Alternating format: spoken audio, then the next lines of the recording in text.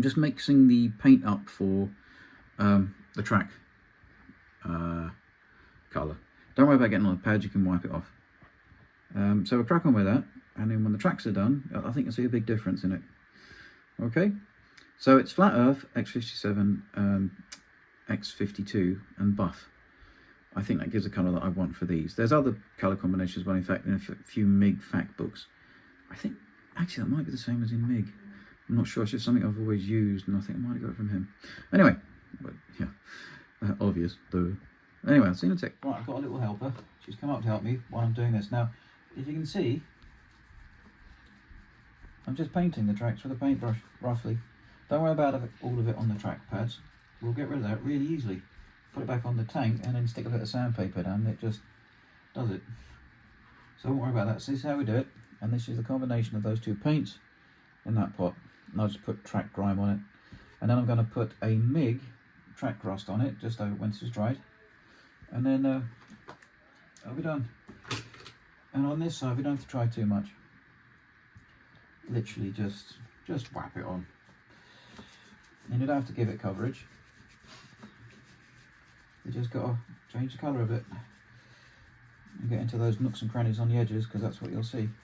Because everything else will be sitting on top of it. Anyway, I'm going to stop that there and I'll carry on this and show you when they're done. Right, I've got my little helper with me again. She's holding the camera.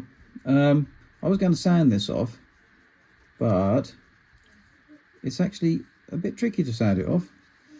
So I'm doing it this way. I'm putting paintbrush cleaner, which is that ultra magic brush magic cleaner, and then just wiping it off the pads with a bit of kitchen roll. I've also got a second helper with me today. I've only been doing this tank for 2 days, so it's really quite quick. Do you want to see the second helper? Say hi, YouTube. Right, so that's basically how you do it. Right, and here's the tracks finished. They'll still need some weathering on them, i.e. the same weathering I'm going to be doing on the tank. But that, I think, is pretty close to what it looks like in real life. This bit can't help, it's all empty, isn't it? So it's empty. So I painted the track colour that you saw me doing. And then when it had dried enough, I used dark track wash. And I didn't use it like a wash, like a pen wash. I literally used it like a gunk wash. And then just rubbed it all off as much as I could. And then it leaves it with this patina. So I'm going to stick those back on the tank now, and you can have a look at them. But I promise you, this is something everybody can do.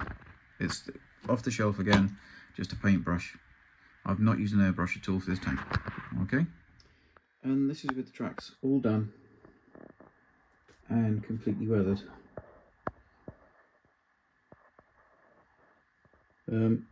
So, yeah. The front track link. That's what they look like.